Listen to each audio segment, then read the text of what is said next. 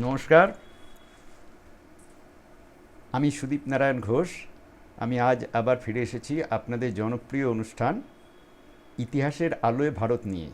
আগের এপিসোডে দ্বাদশ পর্বে আমরা ভারত সভ্যতার উপর পরিকল্পিত আক্রমণ এই আলোচনা চক্রের অন্তর্গত ভারতীয় সভ্যতা কত পুরনো এই বিষয়ে আলোচনা করেছিলাম। আমাদের সিদ্ধান্ত ছিল ভারতীয় সভ্যতা কমপক্ষে 10,000 বছর পুরনো। আমরা দেখিয়েছিলাম ভারতীয় সভ্যতার প্রাণশক্তি কত বেশি। প্রতিকূল পরিস্থিতিতেও ভারতীয়রা বেঁচে শুধু থাকে না, রীতিমতো মাথা উঁচু করে বেঁচে থাকে। এই প্রসঙ্গে আমরা রোমানিদের কথা বলেছিলাম। এবার আমরা আলোচনা করব সিন্ধু সভ্যতা কি ভারতীয় আর্য আক্রমণের ধ্বংস হয়েছিল। এই অভিযোগটা বহুদিন ধরে করা হচ্ছে এবং এই কয়েকদিন দুয়েক আগে একটা আলোচনা চক্রে আমি ছিলাম, সেখানে এক বক্তা, একজন ইতিহাসের অধ্যাপক, তিনি এই একই কথা বলে গেলেন এবং বাকিরা সবাই চুপ করে শুনলেন। কিন্তু এগুলোর উত্তর তো ওইভাবে দেওয়া যায় না, এগুলোর উত্তর দিতে গেলে আমাকেও আলাদা করে বলতে হয়। তা সেই পরিপ্রেক্ষিতেই আমাদের আজকের এই শিরোনামে এই আলোচনা শুরু করছি। শিরোনামটা আবার বলে নিচ্ছি, সিন্ধু সভ্যতা কি ভারতীয় আর্য আক্রমণে ধ্বংস হয়েছিল। যে অভিযোগটা এই একদল ঐতিহাসিক করেন, যার মধ্যে আছেন নেহরুভিয়ান ইতিহাসবিদরা এবং বামপন্থীরা। আজকে ত্রয়োদশ পর্ব, মানে 13 নম্বর পর্ব। এখন যেটা শুরু করব এটা হচ্ছে প্রথম অংশ, এরপরে আমরা বলে নেব দ্বিতীয় অংশ। ঋগ্বেদের কাল 1500 খ্রিস্টপূর্বের অনেক আগে। বহু আলোচিত ঔপনিবেশিক তত্ত্ব বলছে যে 1500 খ্রিস্টপূর্বাব্দে, মানে আজ থেকে 3500 বছর আগে, মধ্য এশিয়া থেকে বর্বর আর্যরা ভারতে ঢুকে প্রাচীন সভ্যতার হরপ্পা ও মহেঞ্জোদারো নগরগুলোকে ধ্বংস করে ও তথাকথিত দ্রাবিড়দের পূর্বপুরুষ এই সিন্ধু সভ্যতার নগরবাসীদের কচুকাটা করে তাদের দক্ষিণ ভারতে, বর্তমান তামিলনাড়ুতে পাঠিয়ে দেয়। এই ব্যাখ্যা বা গল্প কতটা সত্যি? সম্প্রতি কয়েক বছর আগে সমুদ্রের তলায় খনন কাজ চালিয়ে এটা ধরা পড়েছে যে 1400 খ্রিস্টপূর্বে দ্বারকানগর সমুদ্রগর্ভে তলিয়ে যায়। সেখানে একটা সম্পূর্ণ শহর পাওয়া গেছে, তার কাল নির্ণয় হয়েছে। আবার আমরা মহাভারত থেকে জেনে যে কৃষ্ণের মৃত্যুর পরে একটা এই ধরনের ঘটনা ঘটেছিল, একটা ভূমিকম্প হয়েছিল। এটা মহাভারত আর হরিবংশে এই সাক্ষ্য আছে, তবে কত পরে সেটা ঠিক এতকাল নির্ণয় করা যায়নি। আর কৃষ্ণের মৃত্যুর অল্প আগে মহাভারতের যুদ্ধ হয়েছিল। এরা বলছে 1400 খ্রিস্টপূর্ব নাগাদ কুরুক্ষেত্র যুদ্ধ হয়েছিল। তাহলে প্রশ্নটা স্বাভাবিক যে আর্যরা 1500 বছর আগে এলো আর 1400 বছর আগে মহাভারতের মতো ঘটনা ঘটল। রামায়ণ তো আরও আগেকার ঘটনা, সেটা কবে ঘটল? কোনো উত্তর নেই। কাজী কুরুক্ষেত্র যুদ্ধের মাত্র 100 বছর আগে, মানে আজ থেকে 1500 খ্রিস্টপূর্বে আক্রমণকারী আর্যদের দ্বারা হরপ্পা সভ্যতা ধ্বংস হয়েছিল, এটা এই প্রশ্নই ওঠে না, এসব বাজে কথা। এবং কুরুক্ষেত্র যুদ্ধের অনেক আগে ঋগ্বেদ রচিত হয়েছিল। বস্তুত ঋগ্বেদ রচিত হয়েছিল রামায়ণেরও অনেক আগে। এই পর্বগুলো আমরা এই সময় পর্বগুলো একটা স্থিরভাবে কাল নির্ণয় করা হয়েছে। সেটা হচ্ছে যে আজ থেকে 5101 বছর আগে মহাভারতের যুদ্ধ হয়েছিল, তার থেকে 1000 বছর আগে রামায়ণের ঘটনা ঘটেছিল, এবং তারও আগে অন্তত 2-3 হাজার বছর আগে ঋগ্বেদ রচিত হয়েছিল। অর্থাৎ ঋগ্বেদ রচিত হয়েছিল 1500 খ্রিস্টপূর্বাব্দে। কিন্তু এগুলো তো পরবর্তীকালের নানা রকম উদ্ঘাটন, উন্মোচন, রিভিলেশন বা ডিসকভারি বলা যেতে পারে, গবেষণার ফল। কিন্তু আমরা ঠিক সেই দিক থেকে না গিয়ে, সেইগুলো না ধরে আমরা অন্যভাবে এটাকে বলবো। আর্য আক্রমণ তত্ত্ববাদী যারা, মানে যারা বলেন ওই আগের যে ঘটনাটা বললাম, এটা বারবার বলেছি, কিন্তু বারবার বলতে হবে, কারণ এখনও এরা এই ছাড়ছে না, যদিও এটা এখন বাতিল হয়ে গেছে, কিন্তু তবুও এই আমাদের প্রাতিষ্ঠানিক ইতিহাসে, এমনকি আমাদের সমস্ত বিশ্ববিদ্যালয় এইটা পড়ানো হয়ে যাচ্ছে। তারা বলছেন যে 1500 খ্রিস্টপূর্বে আর্যরা ভারত আক্রমণ করে সিন্ধু সভ্যতা ধ্বংস করেছিল। আচ্ছা, অর্থাৎ তার অনেক আগে তো ঋগ্বেদ রচিত হয়েছিল। ঋগ্বেদকে হরপ্পা সভ্যতার আগে রাখতেই হয়, তার কারণ 1500 খ্রিস্টপূর্বাব্দে এলো, আর 1400 খ্রিস্টপূর্বাব্দে যদি মহাভারতের ঘটনা ঘটে থাকে, তাহলে নিঃসন্দেহে 1500-র অনেক অনেক আগে রামায়ণ, তারও বহু আগে ঋগ্বেদ। তাহলে ঋগ্বেদ হরপ্পা সভ্যতার আগে। পারপোলা বলে একজন আছেন, এর কথা আগেও বলেছি, ইনি বলে ফিনল্যান্ডের লোক, ফিনিশ। তিনি বলছেন যে ঋগ্বেদীয় আর্যরা বর্তমান পাকিস্তানের সোয়াত থেকে পাঞ্জাব গমন করেছিল 1600 থেকে 1400 খ্রিস্টপূর্বে। মিতানি চুক্তি ও কিক্কুটি রথের ঘোড়া প্রশিক্ষণ ম্যানুয়াল বলে একটা বই আছে, তার উপর ভিত্তি করে তিনি একথা বলেছেন। কিন্তু কোনো নথিতেই আর্য শব্দটা নেই, এমনকি ঋগ্বেদে উল্লেখ করা দেবতাদের নামও নেই। তিনি বলছেন মিত্তানি গোষ্ঠীর ভাষার সঙ্গে মধ্য ভারতের ভাষার মিল আছে, ইন্দো ইউরোপীয় ভাষার সঙ্গে নয়। তিনি আরও বলেছেন যে হরপ্পার লোকরা প্রোটো দ্রাবিড়ীয় ভাষায় কথা বলতো, ইন্দো ইউরোপীয় ভাষায় নয়। অর্থাৎ আমাদের যে মূল ভারতীয় ভাষা সংস্কৃত, এবং সংস্কৃত থেকে তৈরি হওয়া আরও অজস্র ভাষা, তার মধ্যে সেই ভাষার সঙ্গে নাকি হরপ্পার লোকেদের ভাষা সম্পূর্ণ আলাদা, যেটা নাকি প্রোটো দ্রাবিড়ীয়, অর্থাৎ সেই দ্রাবিড়ীয় ভাষারও আগে একটা ভাষা ছিল, সেই ভাষা।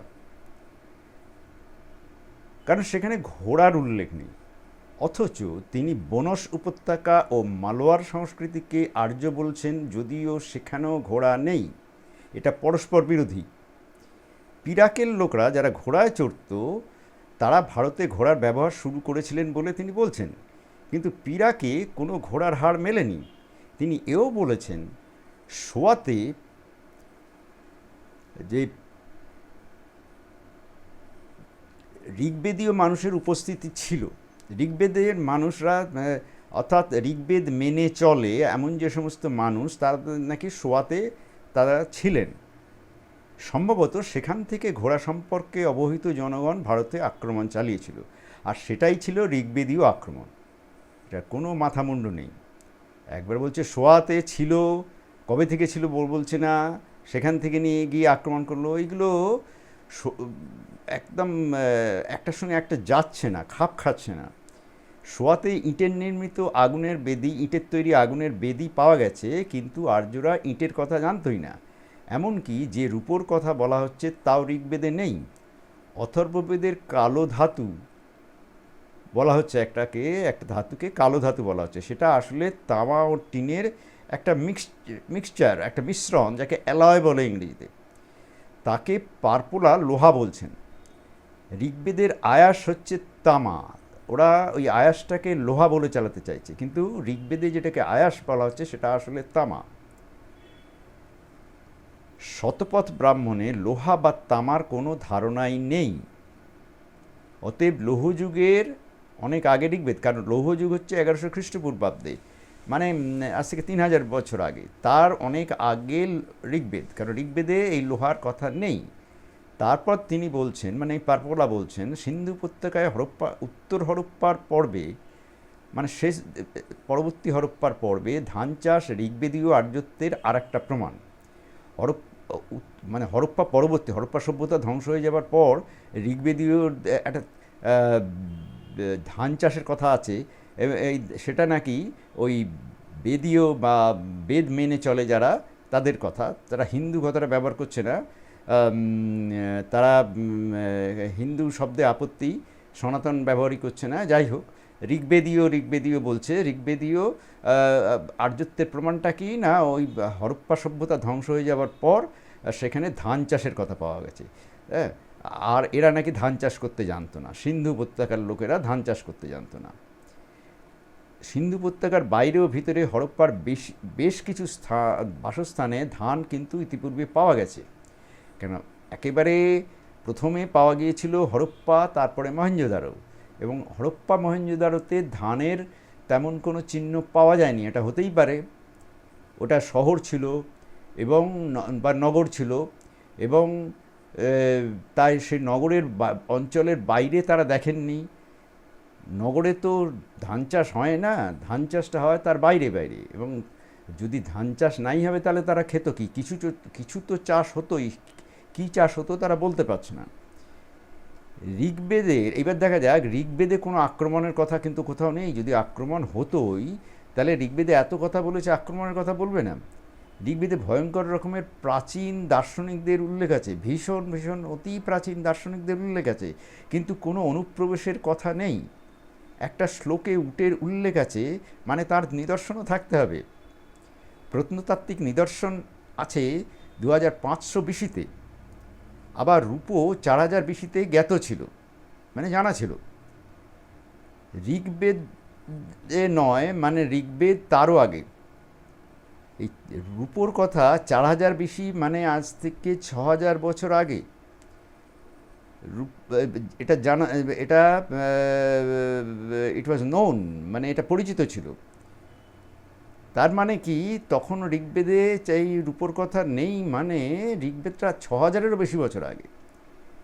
তাহলে 6000 বছর আগে যারা এসছে তারা 3500 বছর আগে বাইরে থেকে আসবে, এ দুটো মেলে না। তাহলে তারা কারা ছিল? তারা বাইরে থেকে আসাও নয়, আবার ওই হরপ্পা সভ্যতার মানুষও নয়। তাহলে তারা কারা? আদিমতম ধান চাষের কথা 6810 থেকে 5780 খ্রিস্টপূর্বে নিওলিথিক মহাগড়া ও কোল্ডেলিয়ায় উল্লেখ আছে, কোল্ডিহয় উল্লেখ আছে। মানে 6810, মানে প্রায় 9000 বছর আগে আদিমতম ধান চাষের কথা আছে। অর্থাৎ আসলে এইগুলো আমরা যারা বার করি, আমরা যেটা পাই সেটা বলি। আমরা 9000 বছর আগে তার আগের কোনো প্রমাণ পাইনি, তার মানে এইটা নয় যে তার আগে ছিল না। আমরা পাইনি, প্রমাণ তো অনেক নষ্ট হয়ে গেছে, সব প্রমাণকে রাখা আছে। এইগুলো এই অত পুরনো দিনের জিনিসটাকে অত জোর দিয়ে বলা যায় না। যে জোর দিয়ে এরা বলছে, তালমেনার মিনারা সুমেরিয়া দখল করেছিল 5500 খ্রিস্টপূর্বে, মানে 7500 বছর আগে। তখন ধান চাষ জানতো না, কিন্তু ঘোড়ার ব্যবহার জানতো। সুতরাং বহিরাগত আর্যরা হরপ্পা সভ্যতা ধ্বংস করেছিল, এই তত্ত্ব ভুল। এবার দ্বিতীয় অংশ বলছি। তাহলে হরপ্পা সভ্যতা কিভাবে ধ্বংস হলো? হরপ্পা সভ্যতা মোটামুটিভাবে গড়ে উঠেছিল সিন্ধু নদীর তীর বরাবর। প্রথম মুশকিল হচ্ছে, প্রথম যে দুটো আমরা পেয়েছিলাম সেই দুটো সিন্ধু নদীর তীরে অবস্থিত বলে ধরে নেওয়া হয়েছিল যে সিন্ধু সভ্যতা বলা হতো, এবং সরস্বতী নদীর কথাই আসেনি। কিন্তু তার পরবর্তীকালে প্রায় 2000টা ওই রকম হরপ্পা সভ্যতার অনুরূপ নগর সভ্যতা খুঁজে পাওয়া গেছে।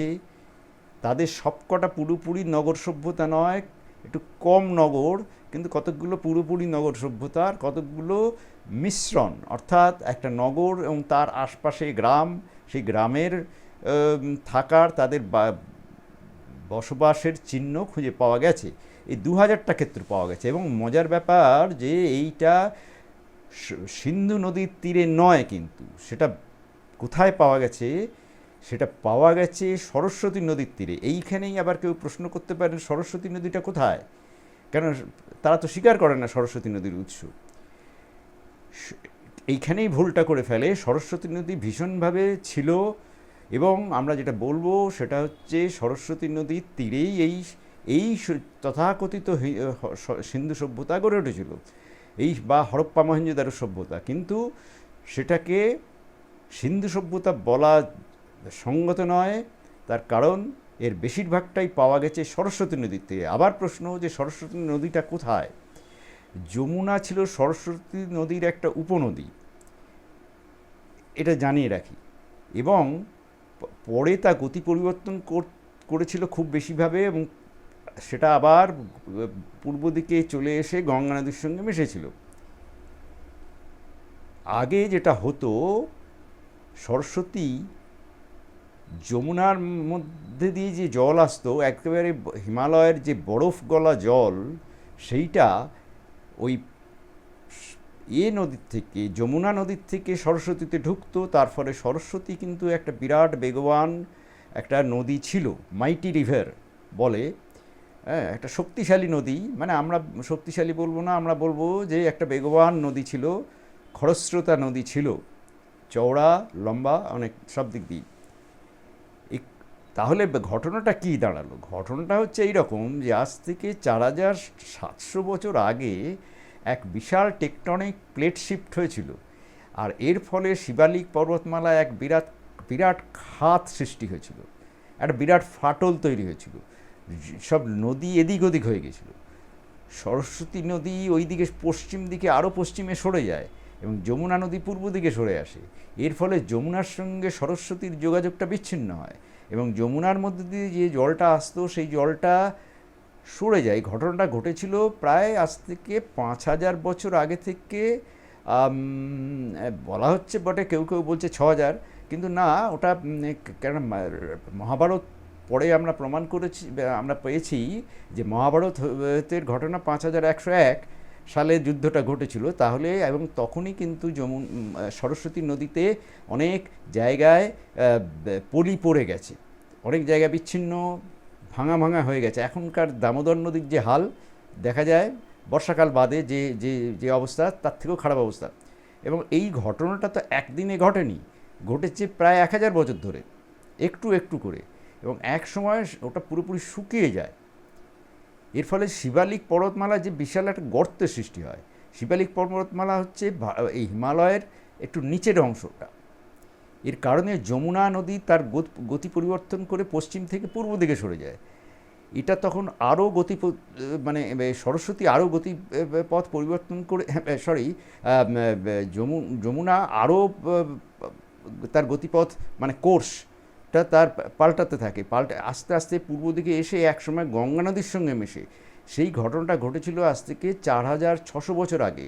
ওদিকে সরস্বতী নদী পশ্চিম দিকে আস্তে আস্তে শুকিয়ে যেতে থাকে, এবং এখন যে আমরা রাজস্থানকে দেখি শুকনো মরুভূমি অঞ্চল, একসময় তা ছিল না, একসময় তা ছিল ভিজে স্যাঁতস্যাঁতে একটা জায়গা, নদীবহুল এবং যথেষ্ট উর্বর, যথেষ্ট সুন্দর একটা আবহাওয়াপূর্ণ জায়গা, আমাদের অনেকটা বাংলার মতোই ছিল।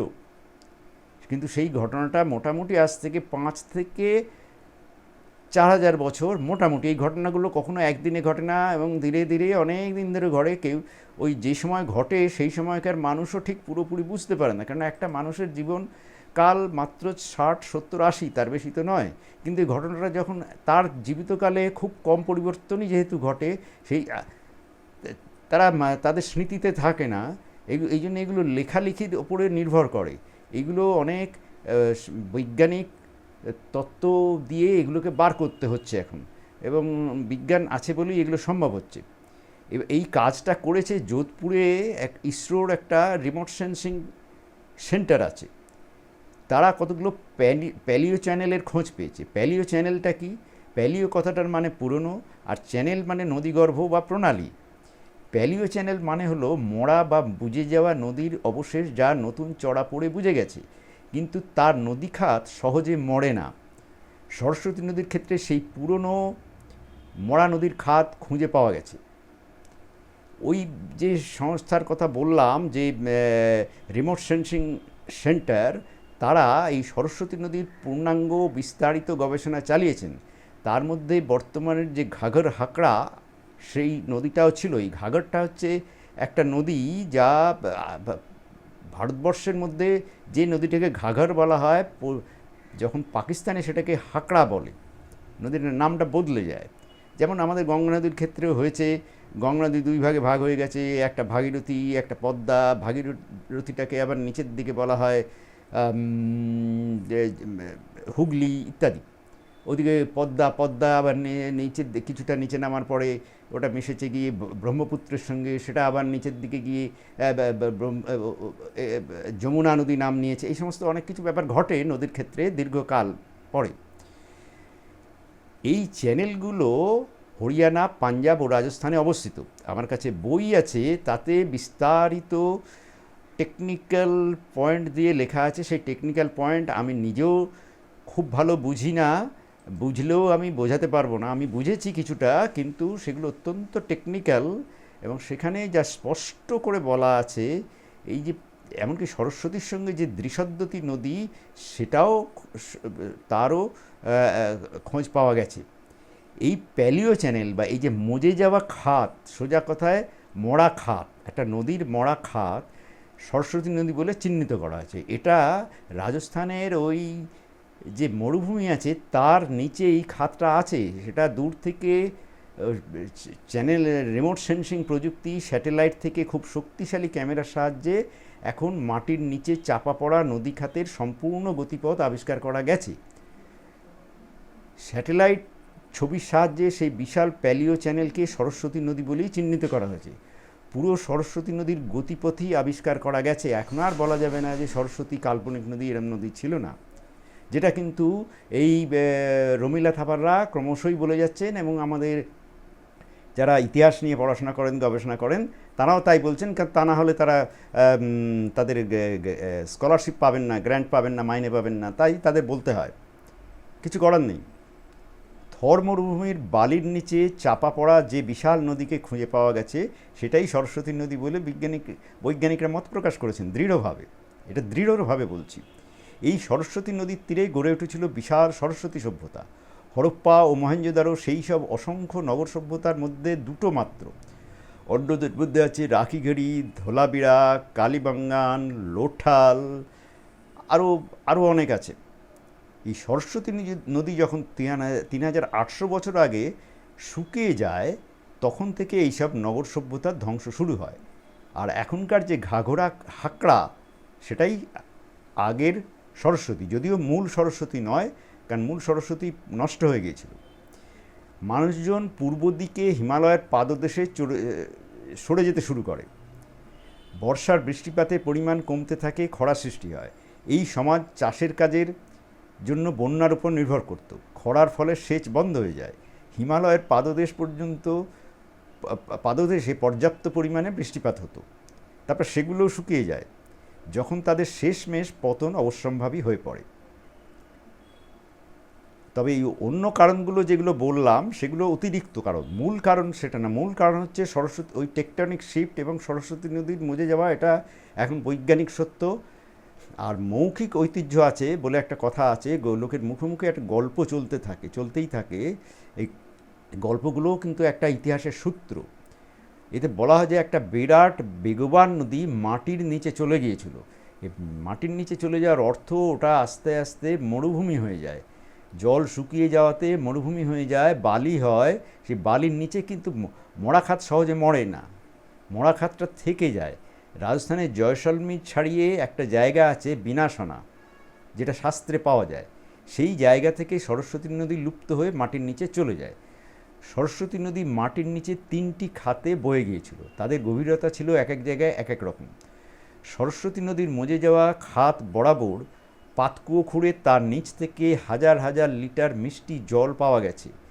পুরনো দিনের ম্যাপ, প্রত্নতাত্ত্বিক স্থল, ভূত্বকের উচ্চাবচতা মানে উঁচু নিচু, খোঁড়া টিউবওয়েলের তথ্য এবং ভূগর্ভস্থ জলের বয়স, এসবের সঙ্গে স্যাটেলাইটের ছবি মিলিয়ে সমীক্ষকরা সরস্বতী নদীর গতিপথ নির্ণয় করেছেন। সুতরাং সরস্বতী নদী সত্য, এবং সরস্বতী নদী যদি সত্য হয়, তবে ওই গল্পটা মিথ্যে যে আর্যরা বাইরে থেকে এসে আক্রমণ করেছিল, আর্য সভ্যতা ছিল, এবং বেদ আজ থেকে ৮ থেকে ১০,০০০ বছর আগেকার পুরনো, এবং ভারতীয় সভ্যতা নিশ্চয়ই তারও আগে, কারণ একটা সভ্যতা শুরু হয়েই বেদ লিখতে বসে যাবে না।